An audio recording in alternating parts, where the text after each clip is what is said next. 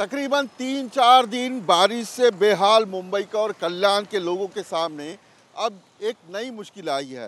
वो है लेप्टोस्पायरोसिस यानी हेल्थ के बारे में एक समस्या आ सकती है, बीमारी बढ़ सकती है। लेकिन दूसरी जो बड़ी समस्या है वो है ट्रैफिक की और रास्ते में बारिश के वजह से पड़े गड्ढों की। आप देख सकते हैं कि मैं कल्याण दुर्गाड़ी चौक में हूँ। छत्रपति शिवाजी महाराज दुर्गाड़ी चौक कहा जाता है इसे। और यहाँ आप पूरी तरह से देख सकते हो गड्ढे ही गड्ढे हैं। और यहाँ ट्रैफिक के समय जो काफ़ी जो व्हीकल है वो आते हैं और ये गड्ढे जो है बारिश के बाद यहाँ बने हुए हैं।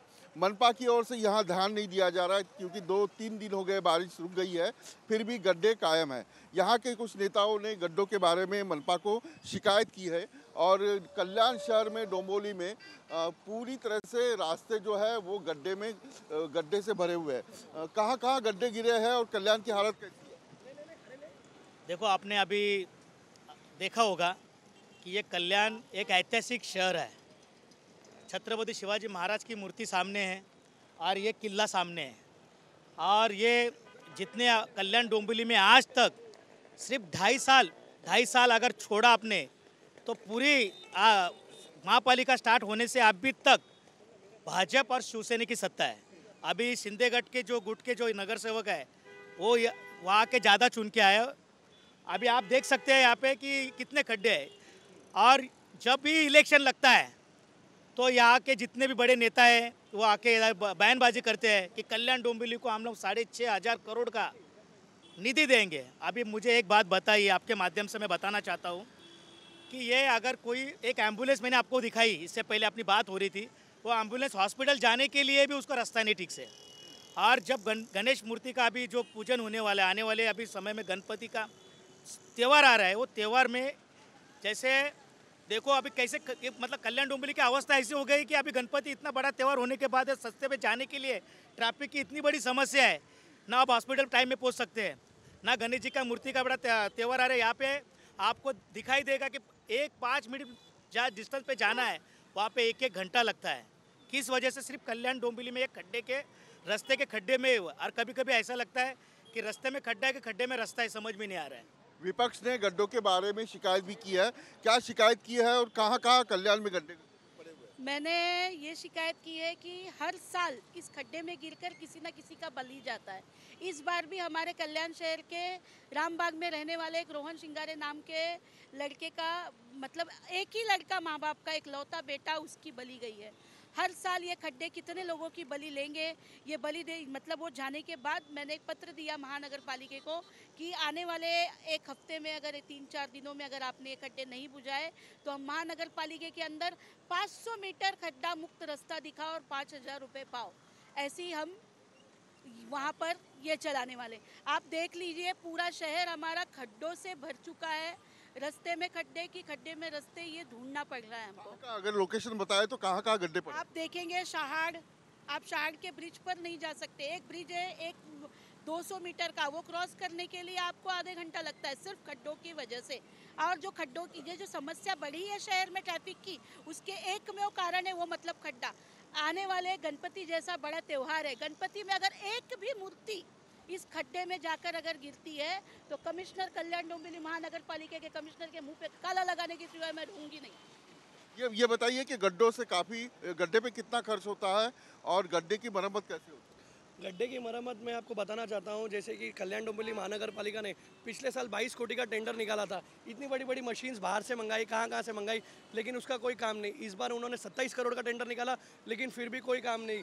गणपति बप्पा हमारे आगमन करने वाले हैं, लेकिन हमारे खड्डों की अवस्था तो इतनी ख़राब हो चुकी है और ख़राब होते जा रही है। खड्डे नहीं है, स्विमिंग पूल हो चुके हैं हमारे हिसाब से। नितिन गडकरी जी बोलते हैं मेरे पास फंड्स की कोई टेंशन नहीं, 10 लाख करोड़ बोलो, आप 50 लाख करोड़ बोलो, जितना भी बोलो, 10 इतने के हाईवे बनाता हूँ, उतने के हाईवे बनाता हूँ। मेरे हिसाब से हाईवे पे पहले जाने वाले रास्ते सही करो।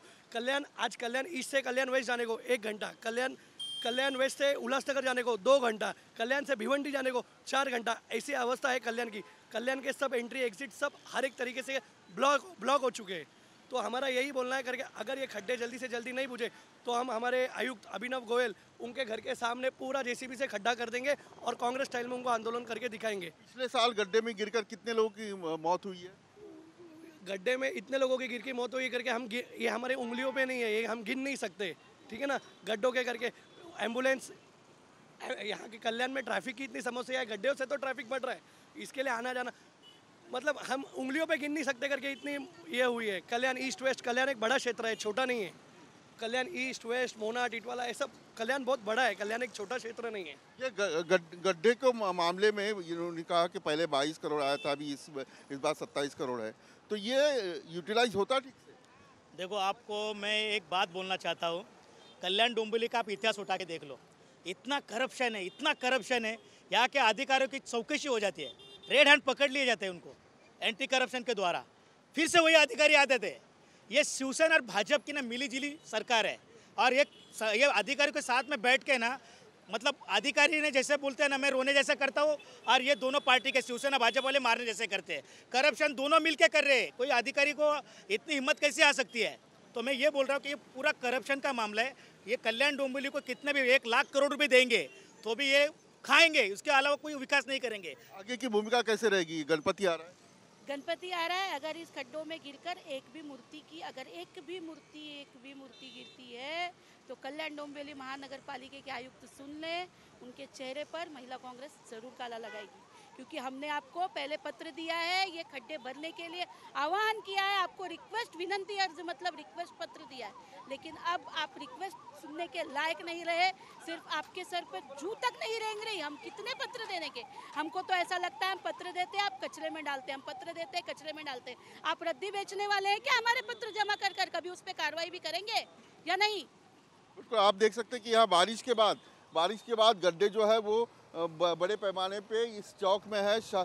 शहार जो ब्रिज है वहाँ भी काफ़ी बड़े पैमाने के ऊपर गड्ढे दिखाई दे रहे हैं। 2 दिन से बारिश रुकी है, लेकिन मनपा की ओर से गड्ढे बुझाने के लिए या गड्ढे को बंद करने के लिए कोई कार्रवाई यहाँ दिखाई नहीं देती। आप पूरा चौक देखिए, एक भी गड्ढा यहाँ जो है वहाँ कोई काम हो रहा है ना कुछ हो रहा है। ये गड्ढे में अगर इस ट्रैफिक के समय अगर इस गड्ढे में जब व्हीकल चलेगी तो उनको जो देर है वो काफ़ी देर लगती है, इसलिए ट्रैफिक भी हो जाता है।